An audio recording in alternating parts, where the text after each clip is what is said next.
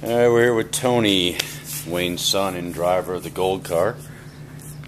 So when did you actually start wanting to race? Wanting to race? Yeah. Man, when I was like 5 years old. I mean, riding in the passenger seat of the old man's car, I mean, it just kind of gives you the need. The infamous Generation 1? Yes, most definitely the infamous Generation 1. So where'd you learn to be a mechanic and get into the cars? It's from the old man and I, just building race cars and engines and stuff like that out of his garage back when I was a little kid, and then it just kind of escalated from there. So tell me more about what you do now.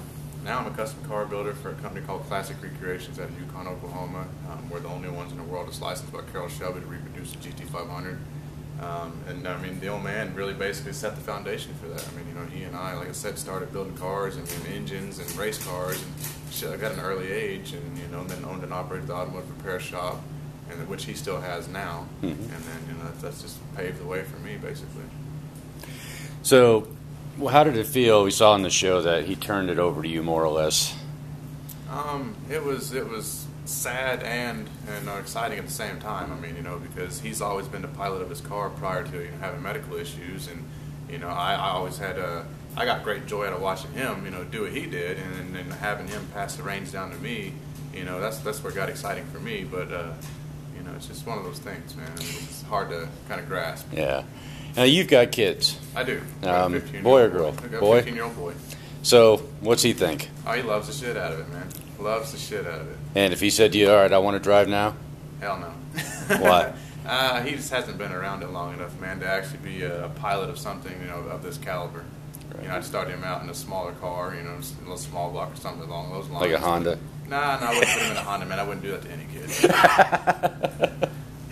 So, I mean, has he actually mentioned it at all, saying, I want to do that, I want to be like you? Loves it. He's wanting to be in the car. I mean, whenever he actually lives with his mother out of state, so he'll be down here at the end of this month. And I mean, he's like, Dad, you have to take me for a ride. And I was like, most definitely, man. So what do you think about all the guys talking online, saying that they think you guys have indispensable money and you guys don't do anything for a living, yet well, we know everybody's got their own shop? Man, so far from the truth. I mean, I bust my ass 40 to 60 hours a week.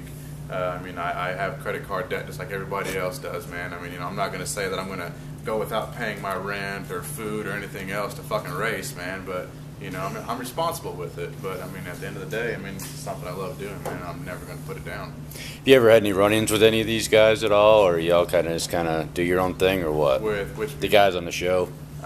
No, we have our run-ins every now and again, man. I mean, there's still, a few people that are on that list that, I mean, camera or no camera, I'm gunning for them. I mean, it's just how it is. I mean, it's, whenever you street race, man, I mean, you don't just street race for a fucking show. I mean, it is who you are, and it's going to be something that you do regardless if there's a camera they're filming it or not. Yeah. So, yes, there is people on that list that I'm gunning for. Anybody in particular, or just... Chuck's still in my sights, man. I mean, I had him covered up twice, and, I had a tire issue one time, shock issue another time. I'm still gunning for Chuck. So tell me about that last race with Chuck. The last race with Chuck, man, I mean, as you can see, the car went crazy on the launch. It broke the right rear shock on launch, almost hit Chief. And I just chased the chassis down the 660 and, crossed up about 500 foot out and lifted and let Chuck have the win. I mean, you cross the stripe, you cross the center line, it's automatic. You lose the race, man. So what's been your favorite race along the years? Along the years? Man, I'd have to say my favorite, it's a love-hate type of thing, man. But my most favorite race is back whenever the old man and I actually got to hit it off on the street one night.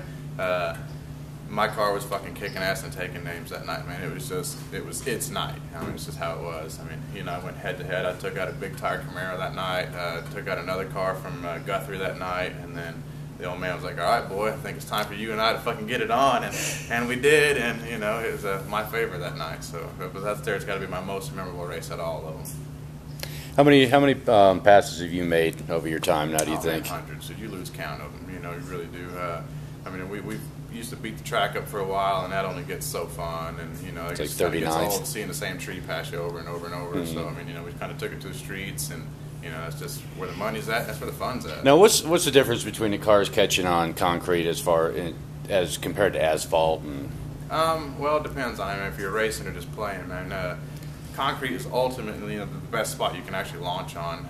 With the exception of you have to have the pimp juice. I mean, that's just it speaks volumes for itself, man. Which is a secret juice in itself. It's a secret juice, man. And I mean, for us to be able to provide the traction that we had in 30-degree temperatures this past season, I mean, it's a testament to the product, man. So what's the day? I mean, on that with concrete, what makes it so much better to grip on? Well, it's just the actual texture of it. I mean, the condition of what it's made of. You're not an asphalt. You know, it's an oil-based product that, you know, once you start warming it up, your tires, it actually starts eating into the ground, where concrete's not. I mean, you're basically on giant erasers, you know, and with the pimp juice, it actually, you know, helps you get better traction. So how much, I mean, you spend your own money on the car itself too? Yeah. Yeah, I mean, it's a team. You know, the old man and I both, you know, spend our extra money that we have on the car. I mean, you know, it's a big endeavor to take on, you know, individually. I mean, you know, because you have, you know, your household, you know, responsibilities. He has his business responsibilities, and then we have the toy. You know, so it's a lot to take on by one person, man. So I mean, if I have any extra, I kick it his way. If he has any extra, he kicks it this way. I mean, you know, it's just how we do. So what are your thoughts about all? We're not sponsored by, you know, big giant companies, and, you know, that just fucking have an endless supply of money, man. I mean, we're actually busting our ass day in, day out, spending what little bit of money we do have on the car, you know, to get it to where we can compete with some of these people. So what do you think about some of the naysayers? Have you seen any of the comments online? And man, I try not to get wrapped up in that shit, man. I mean, you know, if they have a lot of shit negative to say about the show, this, that, and the other thing, I mean, obviously they're watching it. So by all means, continue watching it, man. Tell your friends about it. Hell, buy our fucking shirts. Which will be available sometime soon? Yes, hopefully within the next few weeks we should have some shirts ready. Okay. Anything else you want to say before we cut this on you? Don't try it at home, man. I mean, don't do what we do just because it looks fun, which it is fun, but I mean, don't go out and act like fucking complete ashes because we do it. All right. And that's Anthony.